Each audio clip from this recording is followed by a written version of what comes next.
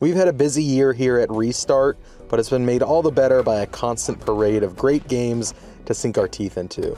We asked our 3 editorial members to each give us their favorite game of the year. Here are their entries.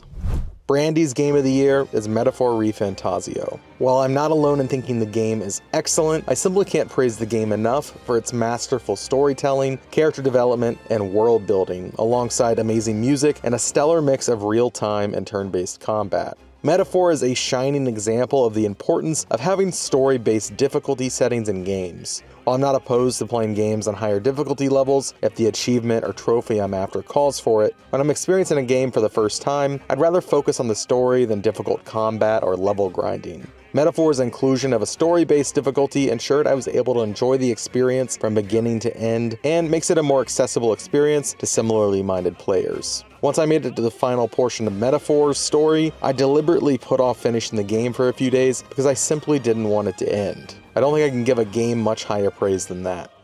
Henry's game of the year is Silent Hill 2. Silent Hill 2 might stick to the overarching lanes of the original, but the journey along them is one of constant reinvention, subversion, and starkly apparent affection. And that comes not just in gameplay, but in music, acting, narrative, and visuals. Crucially, Silent Hill 2 is a stupendous survival horror game in its own right. Even if Pyramid Head is the only thing you know about the game or series as a whole, Silent Hill 2 is a truly singular horror experience. One with an atmosphere as thick as the fog that smothers the town, and uncompromising in its commitment to unsettle. Chris's game of the year is Balatro.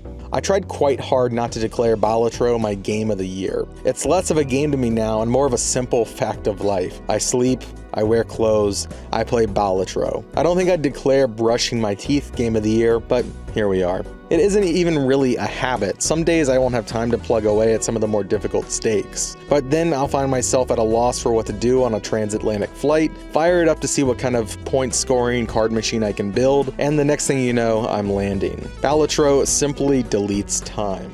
That isn't to say those missing hours weren't enjoyable. Even now, after countless thousands of hands played, across 3 different copies that I bought for different devices, I'm finding new rule interactions that completely change how powerful I think a Joker is. The way its challenge modes and difficulty bumps force you to mess around with different playstyles is wildly smart game design, clearly deserving a Game of the Year shoutout. Even if under the hood it's a horrifyingly large list of if/else statements.